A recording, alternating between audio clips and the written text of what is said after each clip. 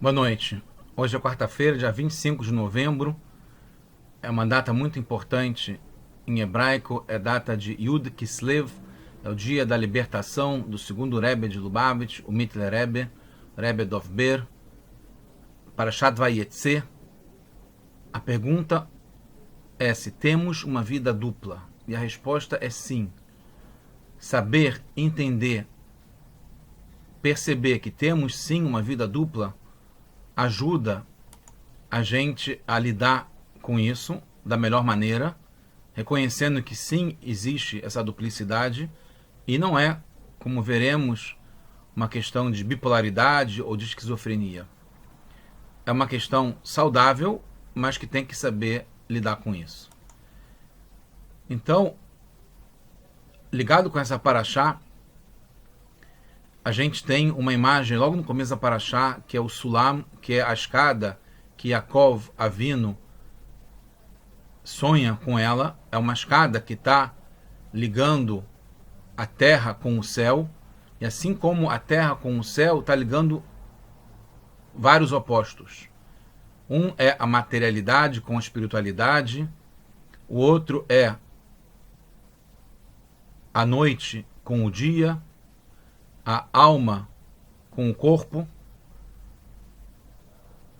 E a gente vai ver como conciliar, como fazer essa escada, como subir essa escada e ligar esses dois extremos, esses dois opostos, como está intuído durante toda a paraxá e durante a jornada do Yaakov nessa paraxá, do começo, quando ele sonha com essa escada, que anjos subiam e desciam, e quando termina a paraxá, a gente vai ver o passuco que fala novamente sobre anjos e sobre dois acampamentos, que também está ligado com essa duplicidade. Então a gente vai ver em seguida o que é essa ideia de ser dupla, essas questões, o que fazer principalmente nessa época de pandemia, de corona que a gente está agora, e como conciliar o duplo, que é trazer a paz. Tem um oposto, e tem a paz que junta, é algo superior aos dois opostos, que é como a Torá, que veio para esse mundo para fazer a paz entre dois opostos, como o mundo e a santidade e a divindade, o material espiritual, o corpo e a alma, e assim por diante. Então vamos ver em particular a questão da dupla. Sim, como falamos, temos uma vida dupla, e isso não é bipolaridade ou esquizofrenia. Um dos motivos por que tem essa duplicidade é porque devemos justamente integrar essa vida dupla, juntar esses dois opostos. E a gente está numa missão oficial, não é espionagem que fala sobre vida dupla de espiões, é uma missão oficial, já sabendo desde o começo, a gente recebe o cartãozinho mostrando qual o objetivo, e é conciliar essa vida dupla. Essa duplicidade é natural, gera estresse. Então, se tem estresse na vida, não perceba como sendo uma anormalidade ou um ponto fora da curva. Essa é a curva. É a curva da vida que passa pelo estresse, porque na própria curva tem dois pontos que tem que se ligar. O fato de ter dois pontos cria essa tensão, essa frequência, esse pico e o vale, como está em tudo na vida, como a gente já falou várias vezes, e repito aqui, o bater do coração, o tic-tac do relógio, a respiração para fora, para dentro, o caminhar, o piscar, o pulso, vários exemplos que tem na nossa vida com essa duplicidade, e essa duplicidade gera estresse, porque tem um conflito, uma oposição, uma diferença, um gap, um delay entre os dois pontos, os dois estados. E geralmente isso gera dificuldade, dor, sofrimento, angústia, agonia, ansiedade. Além disso, a maior parte do tempo a gente vive num dos lados, e é o lado mais precário, mais difícil, mais duro, mais trabalhoso, mais escuro. É a parte da vida que é ligada ao material, ao peso, às dificuldades, aos esforços, à necessidade de vencer, de lutar contra uma força que coloca para baixo, que dificulta, que está desde o começo da criação, nas dificuldades que foram decretadas para Adão e para Havá, e para toda a descendência. E justamente o corona está nos empurrando, nos ajudando de um certo modo, nos forçando a sair dessa zona de conforto, a esse chamado antigo normal, para a gente poder subir essa escada, juntar os opostos, integrar essa vida dupla e revelar a era messiânica, que é justamente a junção desses opostos, e fazer do limão uma limonada e transformar a noite em dia, que esse é o objetivo, e para isso que teve esses testes e esses desafios, mais ainda acentuado nessa época que a gente está, que nunca teve em parte nenhuma da história e do mundo o que a gente está passando agora. Certamente isso foi um dos pontos que Moshe Rabbeinu invejou da nossa geração, como a gente ainda depois de estar há 2000 anos na escuridão, depois da destruição do último Beit HaMikdash e do exílio pelos 4 cantos do mundo, a gente já ter força para aguentar essa rodada de fogo, que é justamente o corona, a coroa, o nível de Keter, que engloba e envolve tudo. Mas estamos conseguindo, vamos conseguir cada vez mais. O que fazer com isso tudo que está acontecendo? Então, primeiro é reconhecer os sinais. Isso eu acho que é fundamental. É um desafio para todos nós pensarmos sobre isso, não ficar simplesmente aceitando e vivendo um dia após o outro, esperando, sem nos preparar, sem agir. Então, um dos sinais que eu já vejo como claro, até mesmo aqueles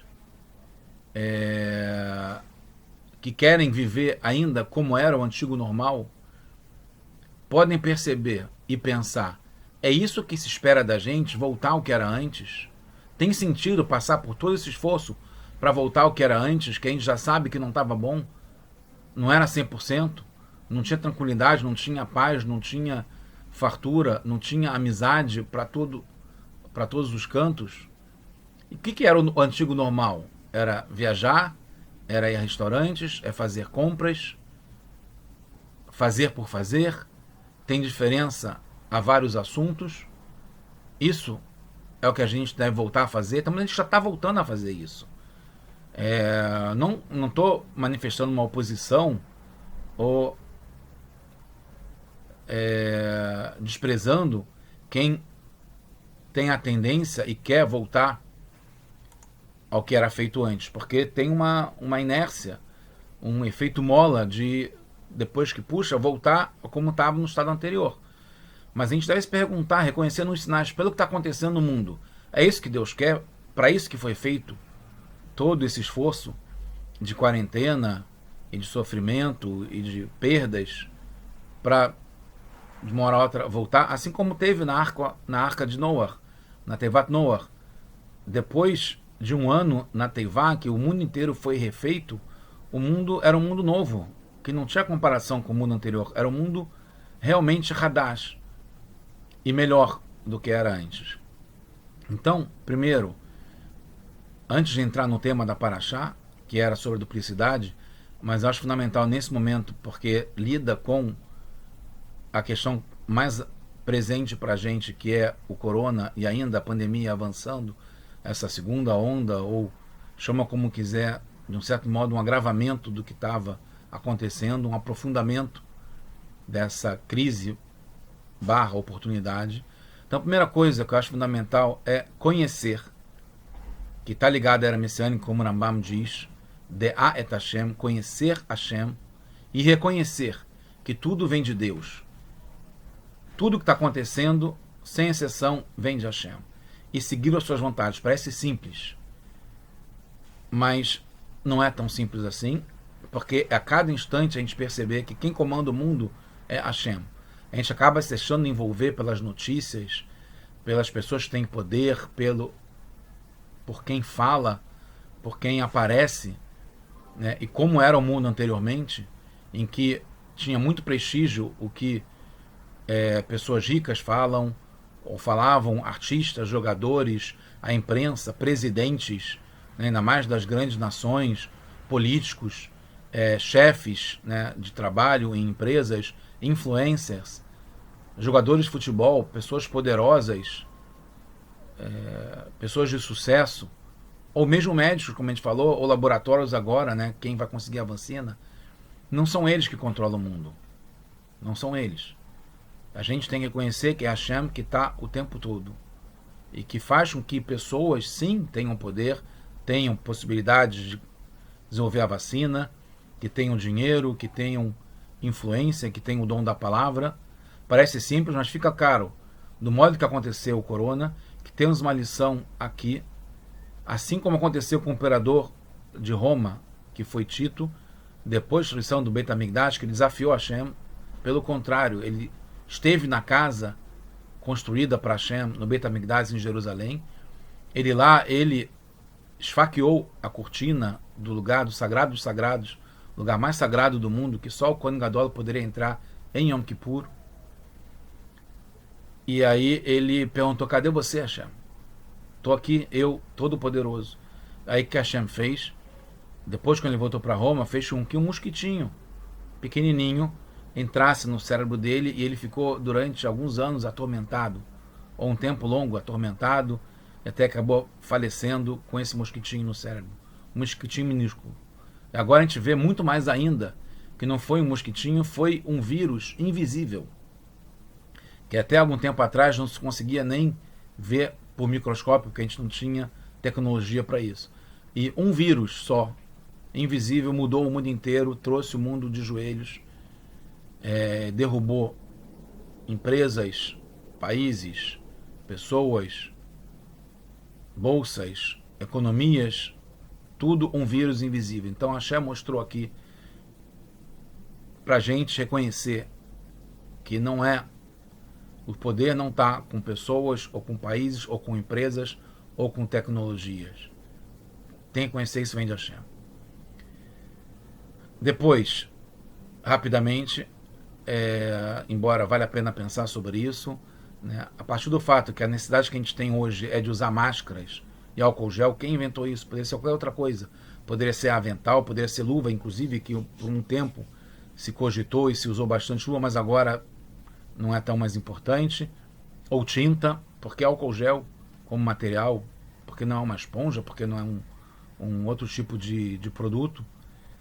Então é que a gente tem que tomar cuidado justamente com a boca, com o nariz e com os olhos principalmente, que é por onde pode entrar o vírus de uma forma generalizada.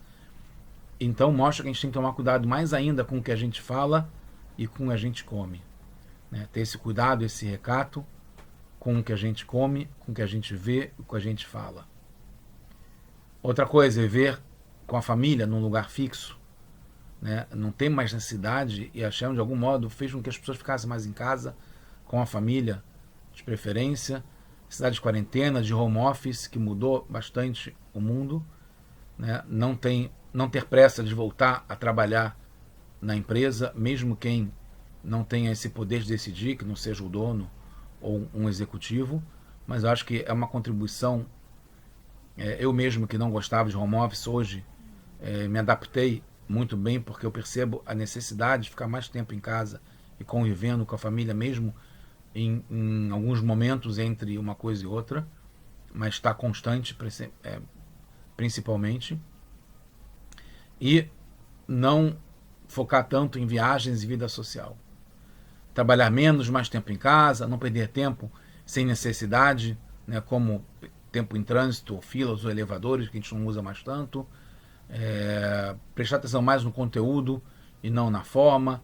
Ter intenção, né, sentimento, envolvimento, comprometimento com o que a gente faz, que a gente falou sobre isso, e a intimidade, mais do que a formalidade, a exterioridade, fazer as coisas de uma forma mecânica, sem sentir, né? Principalmente na relação com Deus, tá? Não focar na religião, no ritual, na forma, na estrutura, como por exemplo ir à sinagoga, que é bom ir, mas contanto que tenha essa parte íntima da relação com Deus, né? Sentir falando com Deus mesmo, pode ser em qualquer lugar, principalmente na casa, sem precisar de efeitos ou de formas exteriores, ter essa sinceridade ao falar, a intimidade de falar com Deus, que é importante para todo mundo.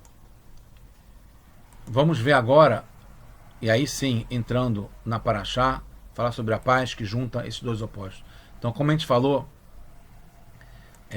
tem na Parashá, no final da Parashá, fala, depois de viver, desde o começo da Parashá até o final, com Lavan, aonde Yaakov constituiu sua família, as 4 esposas e os 13 filhos, que são mencionados por nome na Parashá, 12 filhos e uma filha. Então Yaakov, ele vai para o seu caminho, e lá ele encontra Malachei Elokim, ele encontra anjos de Hashem, anjos de Deus. E aí Yaakov fala, quando ele vê o acampamento de Hashem, e ele chama esse lugar de Mahanaim. Mahanaim é acampamento no plural, então são acampamentos no plural. E como não especifica, geralmente quando especifica o plural com 3, 4 ou muitos, é mais do que 2. Quando não especifica, que são 2. Então daí o Rashi conclui aqui, explica que Mahanaim são 2 Mahanot, são 2 acampamentos. Um é de fora de Israel, da onde Jacó estava vindo, que estava com Lavan, e outro era de Eretz Israel, de Israel, para onde Jacó estava indo reencontrar o pai, e antes disso encontrar com Esav, seu irmão, e resolver a história com Esav. Então, esses 2 acampamentos estão ligados com as 2 realidades. Uma dos anjos que estavam com Yaakov fora de Israel, com Lavan, e os anjos que vieram buscar o Yaakov para ele acompanhá-lo até Eretz Israel. Então, como falou, 2 acampamentos de fora de Israel que estiveram com Yaakov até então, e de Israel que vieram lhe buscar. O Rashi explica, então, que é diferente do começo da Parashá, onde os anjos subiam e desciam a escada que a gente viu lá no começo da aula, e os que subiam era de Israel, então primeiro subia e depois desciam, porque os de Israel não podiam ir para fora de Israel, então eles iam para o céu. E no final da Parashá fala diferentemente, são 2 grupos no mesmo momento. Então lá não conviveram os que subiam e não desciam, e os que desciam eram de fora de Israel. Aqui, no mesmo momento, tem os 2 acampamentos, que intui ao que a gente está falando de conciliar, conviver os 2 acampamentos, a vida dupla, os 2 modos de abordar realidades diferentes que tem na nossa vida, que poderiam ser um conflito, mas a gente tem que juntar. Elas existem, fazem parte da nossa vida, que é o dia, a noite e todas as duplicidades que tem na nossa vida, as dicotomias, as aparentes contradições. Então, por exemplo, o público e o privado. Isso é uma vida dupla. Tem que conciliar. Por isso que o home office é interessante, que na própria palavra, home é casa, office, trabalho, ao trabalhar em casa não é uma coisa negativa. Não é trazer o trabalho para casa, é transformar o trabalho em casa. Mais do que a casa em trabalho, que não é esse o propósito. A gente pode ter tecnologia, ter todos os aparelhos, equipamentos e sistemas para trabalhar bem em casa, com conforto, mas a ideia é a gente humanizar o trabalho, trazer as qualidades da casa para o trabalho. E isso dentro de casa, podendo ter mais tempo com a família. Então precisa alinhar os 2, no tempo e no espaço, que também são 2 coisas diferentes. Então a gente, no tempo que a gente vai ver, e no espaço, tem que conciliar os opostos, não só do trabalho e da casa, do público e do privado, da noite e do dia, do corpo e da alma, material espiritual, a parte de reza e a parte de estudo e a parte de comer e dormir, conciliar, integrar, transformar numa coisa única. Ainda mais ainda nessa época, que parece ser mais fácil alinhar, porque a gente teve um pãozinho que a gente não queria, mas que nos ajudou a cair na real que é a verdade de Hashem, em que ele quer uma realidade integrada de opostos, transformando a escuridão em luz. Quando a vida é integrada, isso leva ao infinito. Então, tem muita coisa em jogo para a gente conseguir ganhar esse jogo da duplicidade. tem ensinamentos para aqueles momentos específicos e aqueles que são eternos. O que acontece com os patriarcas, como o caso de Jacó Avino, que é o nosso patriarca, é uma orientação para todas as gerações. Então aqui, ele conciliando esses dois opostos, esses dois acampamentos, os anjos de fora de Israel, né, que representa o corpo, materialidade, o mundano, e os anjos de Israel, que representa a alma, a espiritualidade, o infinito, a divindade, conciliando essa alma que a gente falou na aula passada, que tá do alto, desce do alto do telhado para entrar no corpo, nesse mundo, que é o fundo do poço. Então são dois opostos extremos, e essa divisão se aplica a vários assuntos, como a gente falou, como atividades sagradas e o trabalho, e assim por diante, conciliar essas duas coisas. Em cada coisa que fazemos, criamos anjos. Isso é uma realidade, e nesse caso, dois tipos de anjos, os anjos de Israel e fora de Israel. Nossas ações influenciam e moldam o lugar onde moramos. Você vê a potência, a força que a gente tem ao criar esses anjos que ajudam e influenciam positivamente o lugar, não só o lugar, como quem mora, aonde a gente mora, toda a população da cidade. O que fazemos deixa uma marca no lugar. Em cada atividade deve ser conhecida e sentida também a preparação para a atividade seguinte. Não ter fim e limite para a grandeza e qualidade ao refinar sem parar. O que está pedindo-se da gente é esse refinamento constante. Refinar o animal, então a gente vai ver em particular com um exemplo que o Rebbe traz nesse discurso, nessa Será de 1991, Parashat Vayetze, já no mês de Kislev, como a gente está agora, que é o mês das luzes, de várias festas racídicas, incluindo Hanukkah também.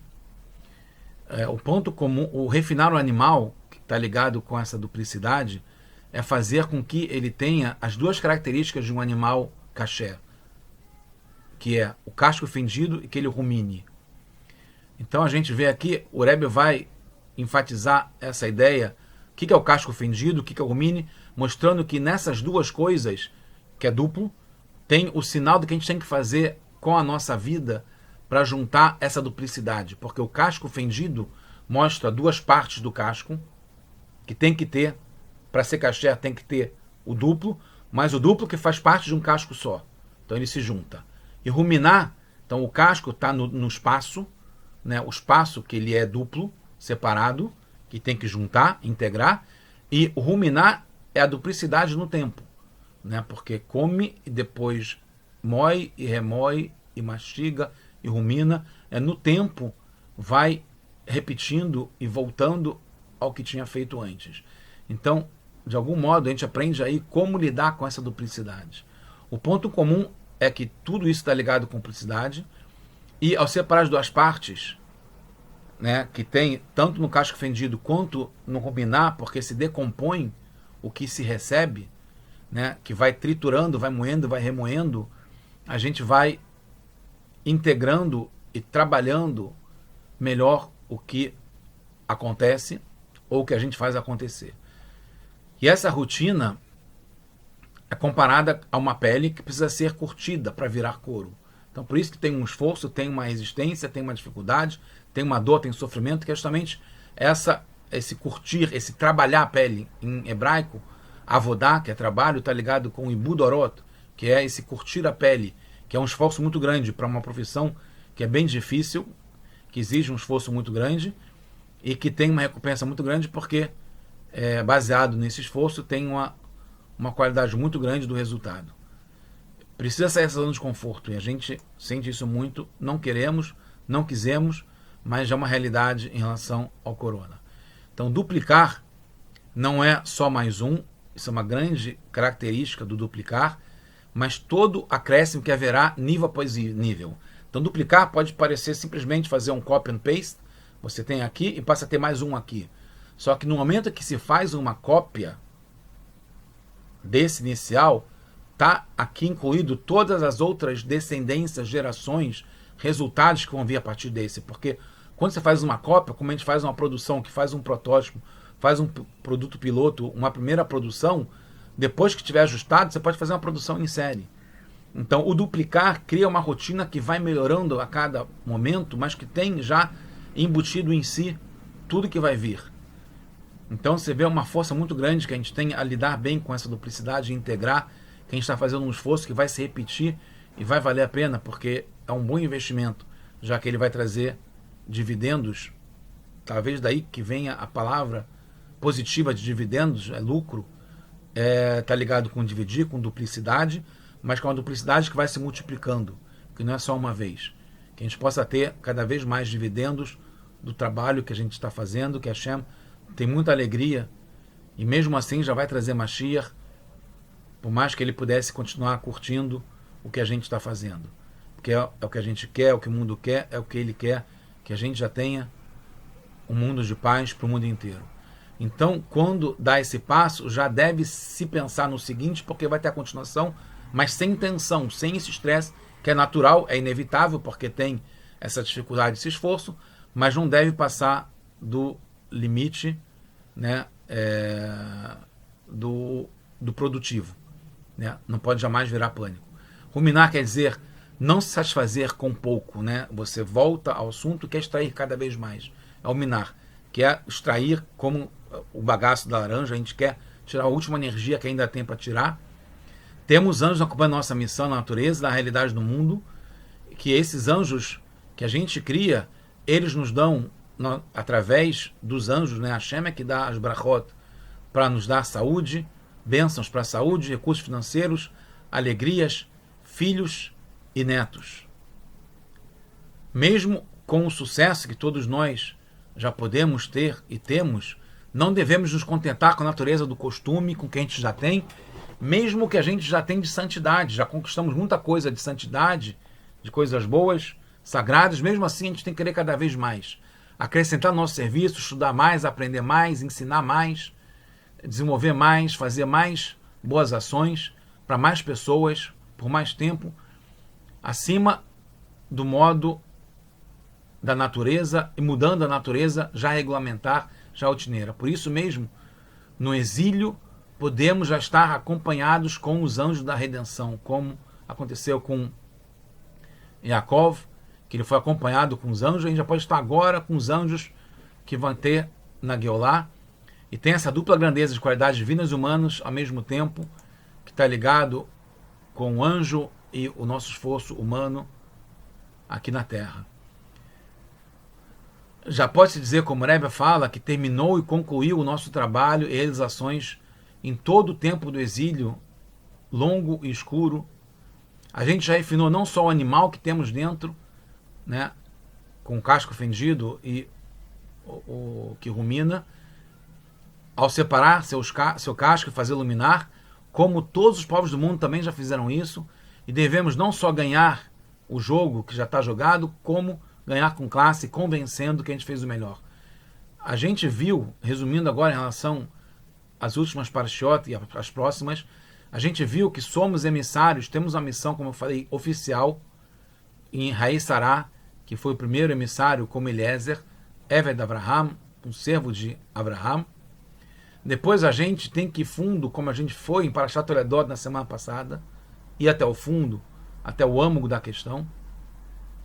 Agora em Vayetze, que essa Parashá é quando a missão que Yaakov saiu, né, ele encampou a missão, ele foi para Lavan, então que ele foi fundo na prática, e transformar a escuridão dupla e múltipla, como a gente está vendo agora em Vayetze, com os dois acampamentos, transformar essa escuridão em luz na prática. E a gente aprende que devemos não só sobreviver à crise e às dificuldades, ainda mais transformar a crise em oportunidade de crescimento. E a gente vê isso que é num aspecto, e já concluindo, acima dos limites da existência, acima do que tem nesse mundo e mesmo assim dentro da realidade da natureza, com milagres e maravilhas, como é o acróstico desse ano, pela Ot Areino, que a gente vai ver, vão ser mostradas maravilhas, sabendo que crise em chinês, como é a crise da pandemia, é a mesma palavra para oportunidade, e mais ainda, em hebraico, mais do que crise ser igual a oportunidade, o colapso, que é muito mais do que crise, que é o breakdown, que é a destruição total, em hebraico, a mesma palavra para a manjedoura do nascimento, que é masber. Masber é o que quebra, de Lishbor, e masber também é a manjedoura com a qual a mãe é ajudada para ter um filho. Então a gente já tem como, a partir desse masber, que quebrou, que é a pandemia, a gente já pode estar no masber do nascimento da nova era, do mundo novo com Mashiach, que a gente possa ter já agora, graças a Deus, ainda antes do Shabat, antes ainda